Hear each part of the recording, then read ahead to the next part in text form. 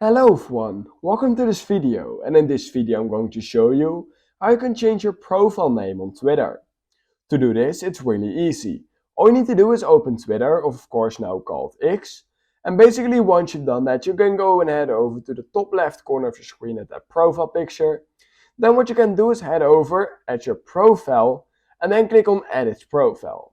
Then right here you will be able to change your name to whatever you want by simply typing in what you want and then clicking on Save at the top right corner of your screen. Now keep in mind that by doing that you will only change your name and not your username.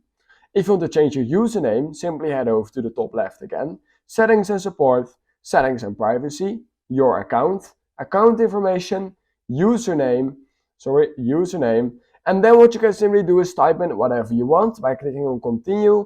Then you can type in your new username, and once you're done, click at the top right at Done, and you're basically good to go. And that's how you can change your username. And yeah, that's basically all you need to do. If you learned something from this video, then please consider liking this video, subscribing to my channel, and I hope I will see you in my next YouTube tutorial video.